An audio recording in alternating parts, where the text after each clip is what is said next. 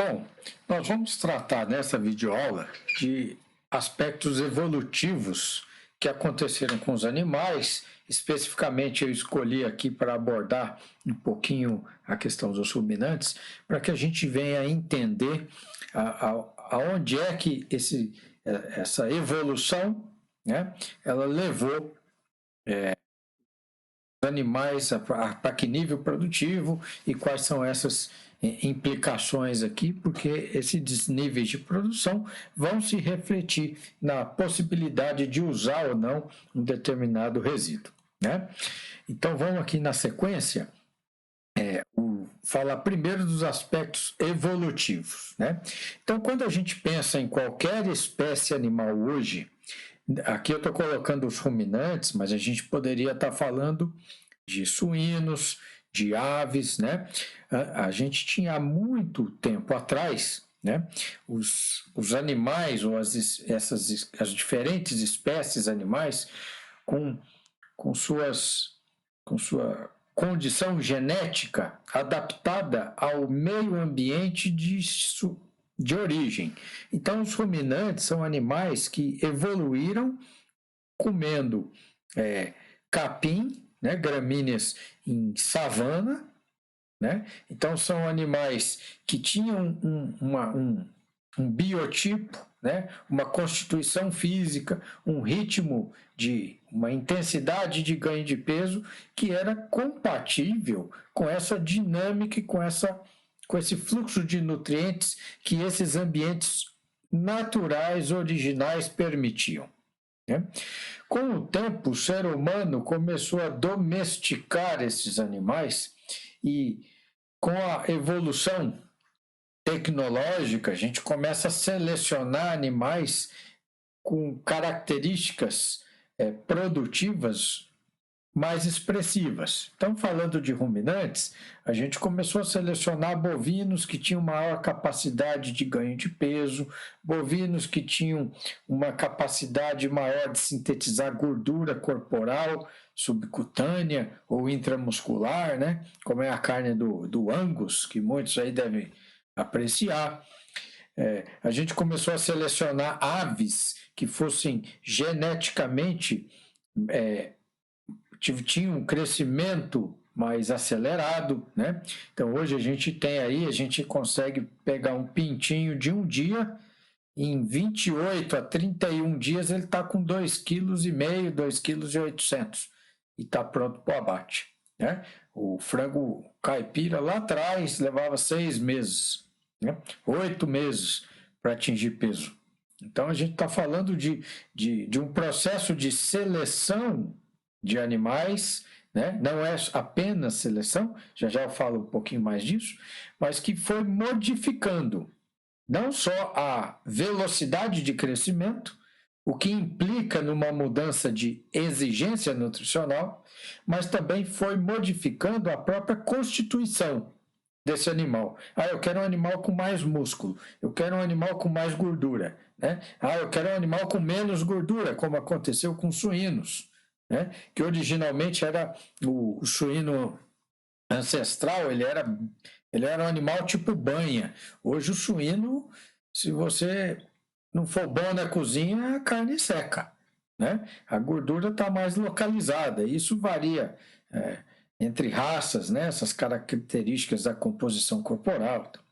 Além dessas questões de composição corporal dos animais, intensidade de crescimento, a questão de adaptação aos ambientes, né? Isso, o que antes o animal, o ancestral lá, o não melhorado, né? Ele era adaptado àquele ambiente de savana, hoje o Angus não é mais, né?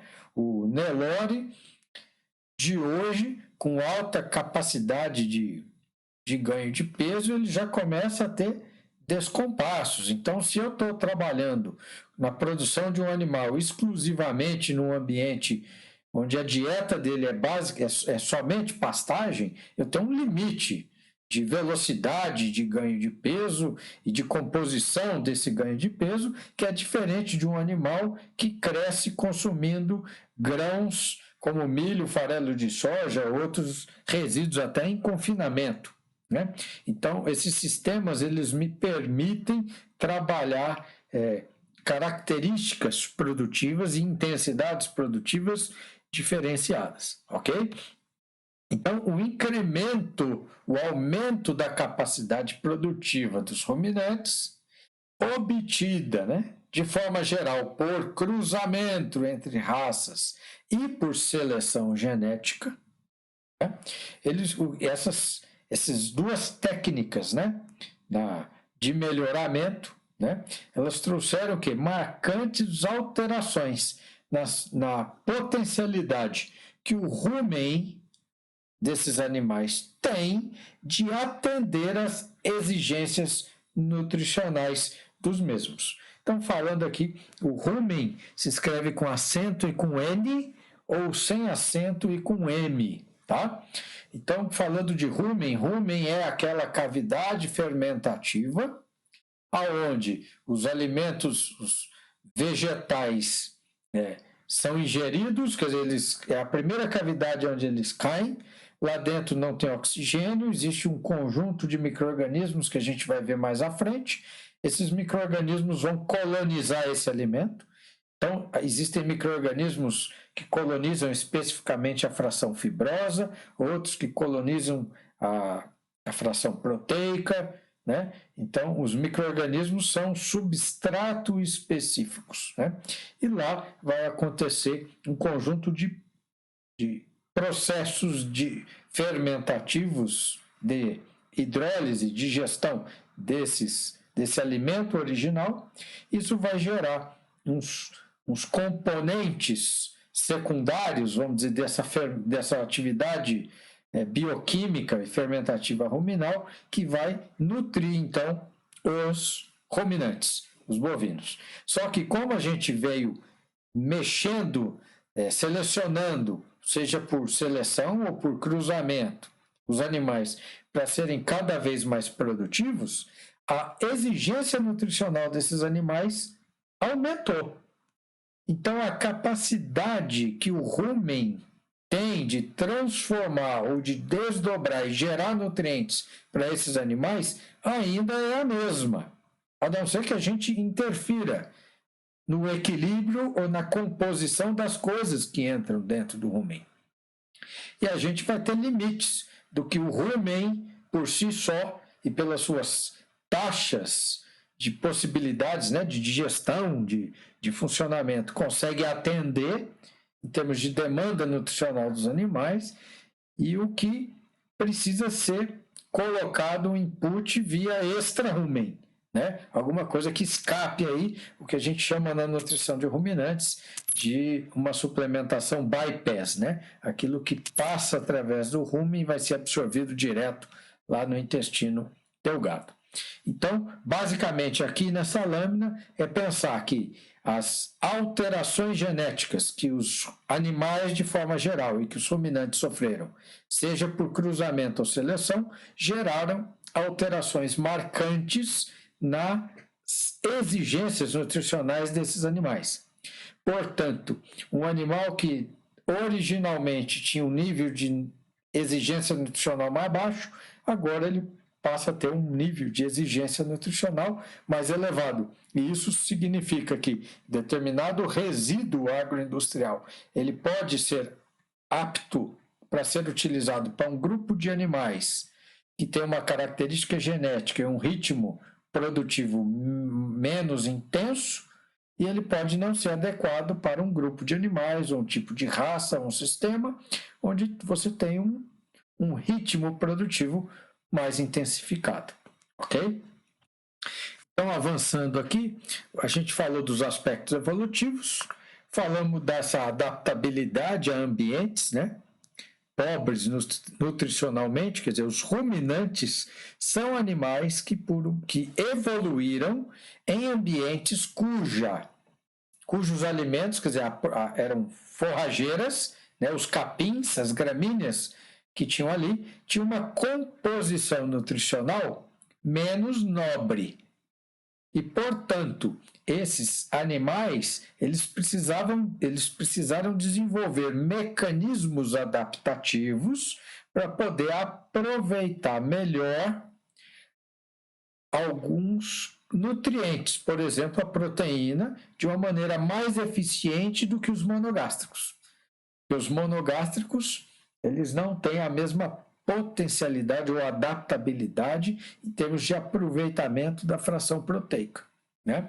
Uma vez que o processo fermentativo acontece antes do estômago e do intestino delgado, onde se dá a absorção. Isso permite com que o ruminante seja mais eficiente não só em aproveitar alguns tipos de alimentos, mas também de promover um reaproveitamento do nitrogênio ou da proteína corporal que é degradada e reciclada, né? Então, os animais ruminantes têm uma alta capacidade de reciclagem e reaproveitamento da própria proteína corporal, que é continuamente degradada no organismo. Então, são animais que nutricionalmente eles são mais eficientes para ecossistemas nutricionalmente mais pobres. Não significa que eles não são animais que consigam responder a ambientes nutricionais elevados. Os sistemas de produção de ruminantes praticados hoje são sistemas que trabalham com alta eficiência nutricional, né? Mas você ainda vê animais em situações nutricionais menos favorecidas, em situações que apenas os ruminantes são tolerantes, né? Então, além dessas questões, a gente tem características de genótipo, a interação, né, dessa genética com dieta e com a intensidade produtiva. Então, quando se pensa em incluir aqui nesta dieta resíduos, a gente tem que pensar qual é o genótipo e qual é a intensidade produtiva que a gente está articulando aqui, qual é o modelo de sistema. Tá? Então, eu acho que nesta videoaula já começa a ficar claro que utilizar um resíduo agroindustrial como um alimento dentro de um sistema de produção depende da intensidade do sistema e do tipo genético do animal que eu uso nesse sistema. Então, é frequente a gente encontrar situações onde o genótipo não está adequado ao sistema de produção, e muito menos a dieta, né? Então, é muito frequente, quer dizer, seria você pegar um exemplo assim, bem caricato, seria você pegar uma vaca holandesa de alto potencial de produção leiteira, vamos falar de uma vaca aí de 38, 40 quilos de leite, uma produção bem alta, e você quer colocá-la num ambiente de pastagem exclusiva. Isso é incompatível. Então, ela não vai conseguir ingerir nutrientes e extrair nutrientes dessa condição dietética para atender o seu potencial genético, e isso vai gerar uma consequência negativa para a vaca, porque ela geneticamente ela foi selecionada para fazer aquilo. Então, é um animal que precisa estar inserido dentro de um contexto dietético e de produção diferente. Se eu vou trabalhar com pastagem exclusiva, eu tenho que trabalhar com um tipo genético de animais que tem uma faixa de produção compatível com aquela situação produtiva que eu estou planejando, ok? A mesma coisa serve para bovino de corte, serve para carneiros, né? Serve para caprinos, assim por diante. E sistemas pecuários modernos, eles objetivam lucro. Então, objetivar lucro significa que eu monto lá na matriz e eu vou otimizar o sistema. E, geralmente, a otimização do sistema não vai me colocar numa situação de ritmo produtivo baixo. Porque ritmo produtivo baixo significa custo alto de manutenção do sistema para pouca produtividade, né? Salvo algumas aberrações econômicas que de vez em quando a gente encontra no Brasil, mas normalmente a gente teria que trabalhar com ritmos de intensidade de medianos a alto até ritmos mais altos. Aí vai depender do valor da matéria-prima, né, da carne no mercado, de custo de insumo e da genética e assim por diante. Ok? Então, os avanços produtivos que algumas espécies animais elas foram sofrendo, né, elas fizeram com que vários sistemas de alimentação fossem propostos.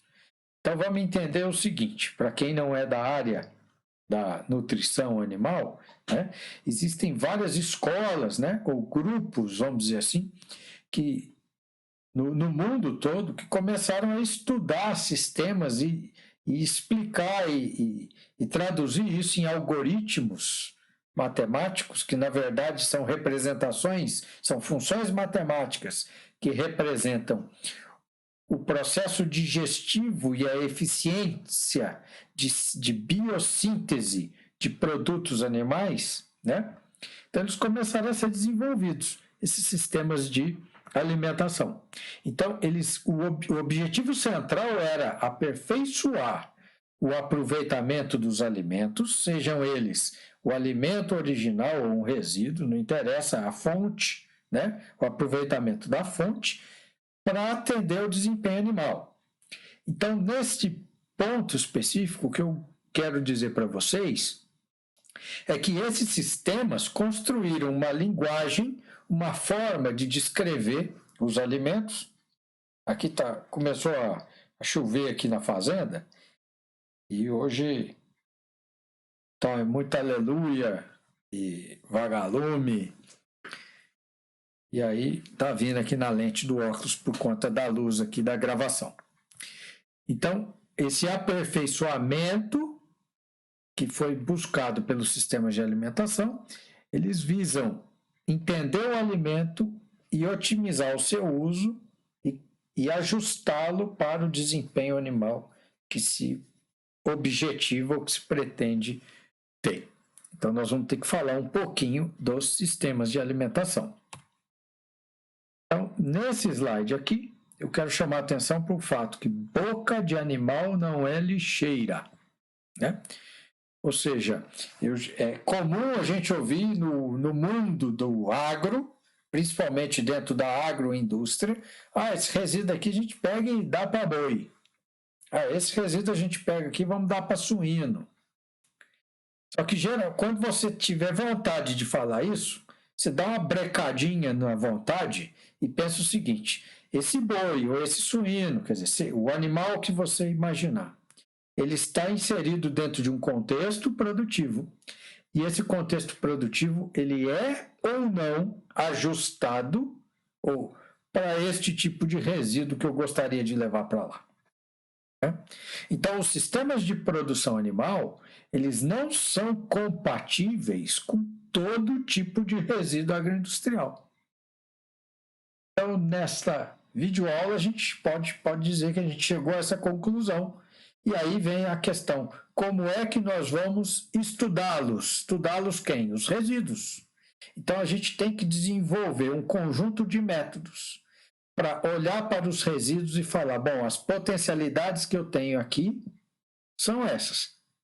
E passar essas informações para os técnicos, para os produtores, para que eles possam, com base nesse conjunto de informações, falar, isso aqui me atende, me serve, isso aqui não serve para o meu sistema. Tá? Então, o animal, ele não é uma estrutura biológica mágica que pega algo de baixíssimo valor e transforma em algo de alto valor. Ele pode até conseguir fazer isso, mas existe uma eficiência nesse processo. E essa eficiência, a questão é economicamente interessante ou não? Porque você não vai conseguir viabilizar o aproveitamento de um resíduo como fonte de alimento para um animal, se este resíduo não representar uma vantagem econômica do ponto de vista da transformação. que essa atividade pecuária consegue gerar, ok? Então a gente continua essa discussão na próxima videoaula.